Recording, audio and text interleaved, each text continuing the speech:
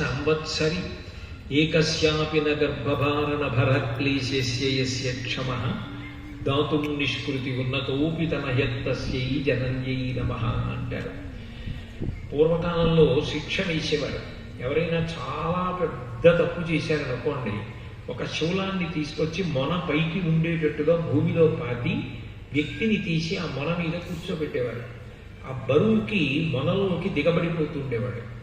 చేతులు కట్టేసేవాడు, తప్పుకోవడానికి లేదు. అది క్రింద నుంచి పైకి తల వరకు దిగబడిపోయేది శూలం. శూలారోహణం అంటారు. ఆ శూలం మీదకి ఎక్కించి కూర్చోపెట్టినప్పుడు శరీరములకు ఎంత బాధ కలుగుతుందో ప్రసవ వేదన అంత బాధాకరంట. కాబట్టి ఆస్తాంతావదీయం ప్రసూతి సమయే దుర్వార శూలవ్యథ. కానీ తాను ఉంటుందో ఉండదో తెలియదు, ఎంత నిద్రపోతుందో తెలియదు, బ్రతికి బిడ్డతో తాను వస్తుందో రాదో తెలియదు. ఇన్ని ప్రమాదములున్నాయని తెలిసి కూడా ప్రతి స్త్రీ తాను తల్లి కావాలని కోరుకుంటుంది. గర్భము పెరిగి పెద్దదైపోతే శరీరము వికారములు పొందుతుంది. అనేక పదార్థములు తినలేక వాంతులవుతాయి. పిండాన్ని నాభిగొట్టం ద్వారా పోషించుకోవడానికి తనకి ఇష్టం ఉన్నా లేకపోయినా కొన్ని పదార్థములను తాను తినవలసి వస్తుంది. ఇంత కష్టపడి 9 నెలలు ఎక్కడ కాలు జారిపోతుందోనని లోపల ఉన్నటువంటి పిండాన్ని రక్షించుకోవడానికి అన్ని జాగ్రత్తలు తీసుకుని తపస్సు చేస్తుందమ్మ. చేసి ఇంత కష్టపడి పసికూనని కంటుంది. తన నిత్తులు పాలగా మార్చి బిడ్డకు పడుతుంది.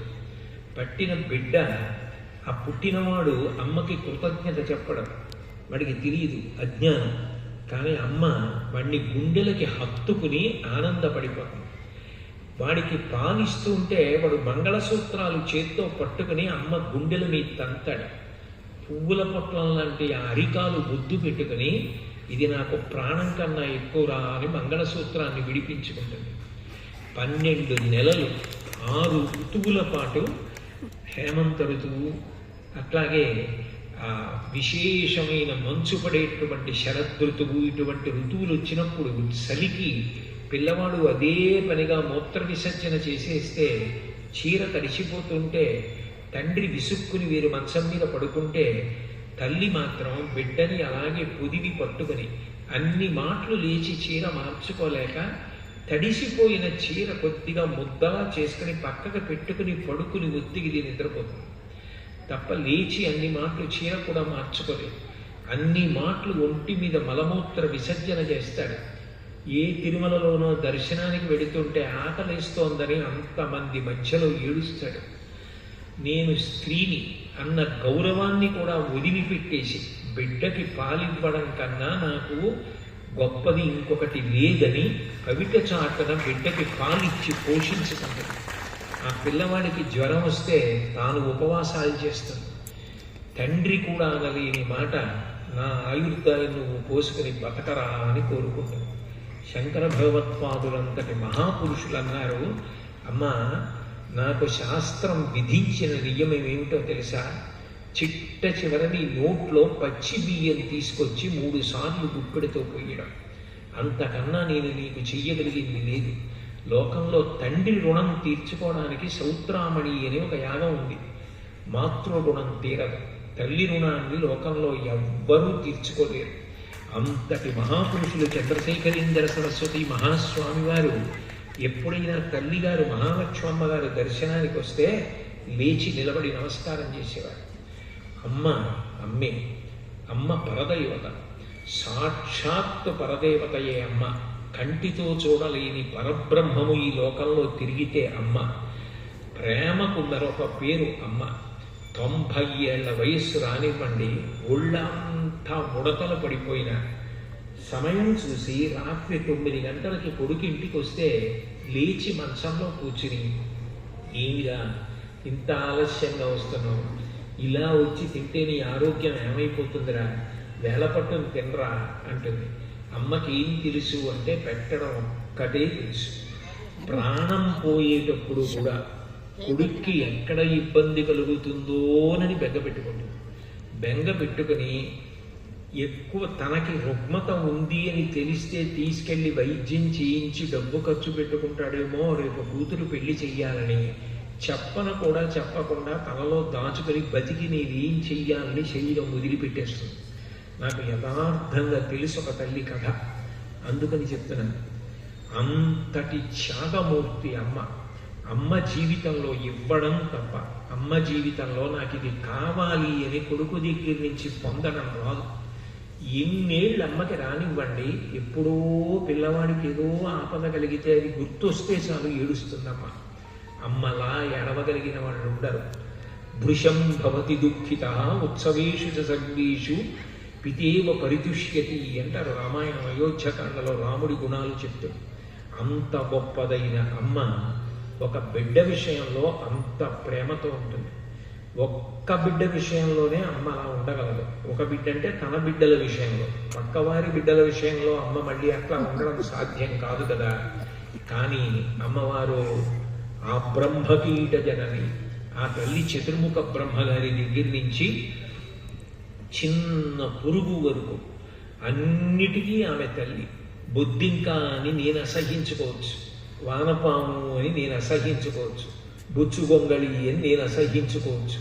కానీ చేసిన కర్మ అనుభవించడానికి పాపములు చేసి జీవుడు ఆ శరీరంలో పెడితే దానికి చైతన్యం ఉండాలి, దానికి ఆకలి తెలియాలి, దానికి భయం ఉండాలి, పారిపోవాలి, కాళ్ళు ఉండాలి, శక్తి ఉండాలి. దానిలో శక్తిగా ఉండి నడిపిస్తున్నటువంటి కారుణ్యమూర్తి ఇన్ని ప్రాణుల యందు చైతన్యంగా ఉంది. అందుకే భజంతి త్వాం ధన్యాః కతిచన చిదానందలహరి అంటారు శంకరాచార్యులు వారు సౌందర్యలహరిలో. ఆ చైతన్య లహరి, అటువంటి దయాగుణస్వరూపిణి అయిన అమ్మవారు ఉందే, ఆవిడ్ని ఎవరు భజంతి త్వాం ధన్యాః, ధన్యులైన వారు ఆ చైతన్య లహరిని ప్రస్తుతిస్తున్నారంటారు. అందుకని ఎంత వయస్సు రానివ్వండి, బిడ్డ క్షేమం కోరడం తప్ప వేరొకటి తెలియనిదిదో అది అమ్మతనం, అది అందం కాదు. అందుకే లోకంలో ధూర్తతనం అన్న మాటకి పర్యాయపదం నా భార్య కన్నా ఆయన భార్య అందంగా ఉంది అని ఎవరైనా అంటే అది ధూర్తతనమే. కానీ మా అమ్మ కన్నా వాళ్ళ అమ్మ అందంగా ఉంది అని ఎవరు అనరు. ఎవరి అమ్మ వాళ్ళకి అంత గొప్ప అందగత్తె. అందగత్తె అంటే బాహ్యమైన అందం కాదు, ప్రేమ. ఆ ప్రేమ అట్లాంటిది. ఒకప్పుడు నేను అన్నవరం అని తూర్పుగోదావరి జిల్లాలో అక్కడ రోడ్డు వేస్తుంటే మా బంధువులతో కలిసి అందులో పనిచేసే ఆయనతో కలిసి ఎందుకో ఉత్తినే ఖాళీగా ఉన్నానని వెళ్ళాను. అప్పట్లో కేంద్ర ప్రభుత్వంలో ఉద్యోగం చేస్తున్నాను నేను. ఏదో సెలవు ఏదో సరదాగా వెళ్ళాను ఆయనతో. వెడితే అందులో పనిచేసే కార్మికురాలు ఆవిడ చాలా నల్లగా ఉండి ఒళ్ళంతా చెమట పట్టేసింది. పిచ్చి తల్లికి గ్రీష్మ ఋతువు, ఆ రాళ్ళు మోస్తోంది. పుట్టిన పసిబిడ్డని పోషించుకోవడానికి ఒక చెట్టుకి బట్ట ఉయ్యాలా కట్టి అందులో పడుకోబెట్టి ఉంచింది. ఈవిడ రాళ్ళు మోస్తోంది, చూసుకుంటోంది ఉయ్యాల వంక. అటుగా ఒక కారు వచ్చి ఆగింది. అందులోంచి బహువైశ్వర్యవంతురాలు మెరుపుతీగ లాంటి స్త్రీ ఒక ఆమె దిగింది. మెరుపుతీగలాగా అని అండంలో నా ఉద్దేశం ఆమెను బాహ్యంగా వర్ణించాలని కాదు.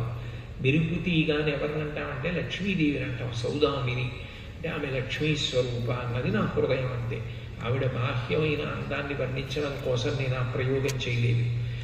లక్ష్మీ స్వరూప అయిన తల్లి వాహనంలోంచి దిగి, అంటే ఇలా వెళ్ళే వాహనాలు కొద్దిసేపు ఆపుతున్నారు. ఒక వైపే రహదారి పనిచేస్తోంది కాబట్టి ఒకవైపు వేస్తున్నారు రహదారి. ఆమె బహుశా సంతానం లేదనుకుంటాను. గబగబా ఈ ఉయ్యాల దగ్గరికి వెళ్ళి ఉయ్యాల బట్ట ఇలా విప్పి పిల్లాడి వంక చూసింది. ఓ పిల్లాడు అందులో పడుకుని ఉన్నాడు, ఈమె కొడుకు. ఆమె ఎత్తుకుని ఆ పిల్లవాడిని ఏదో ముద్దాడబోయింది. వాడు పెద్ద గొక్క పట్టి ఏడుపు మొదలెట్టాడు. చెమట ఒళ్ళంతా పట్టేసి దుమ్ము కొట్టుకుపోయి ఉన్నటువంటి తల్లి గబగబా పరిగెత్తుకొచ్చింది. ఏమి లేదమ్మా, ఉయ్యాల్లో చెట్టుకి కట్టిన ఉయ్యాల్లో పడుకునున్నాడు, ఎవరో చూద్దామని వచ్చాను, పసిపిల్లవాడిని ఎత్తుకున్నాను అంది. అయ్యో అమ్మ తప్పేం లేదు, ఎత్తుకోండి అంది ఆవిడ. కానీ వీడు అమ్మ వంక చూసి గొక్క పట్టి ఏడుస్తున్నాడు. అమ్మ ఎత్తుకోగానే వాడు ఏడు పాపేశాడు. ఇప్పుడు నాకు చెప్పండి, ఆ పసిపిల్లాడి దృష్టిలో అమ్మ అందం అంటే ఐశ్వర్యమా, రూపమా, కార, డబ్బా, తల్లి తండ్రి వాళ్ళ వెనక ఆస్తి కాదు. వాడికి అమ్మ అమ్మే. అమ్మ కన్నా ప్రేమ లోకంలో బిడ్డకి ఇంకొకటి ఉండదు. అది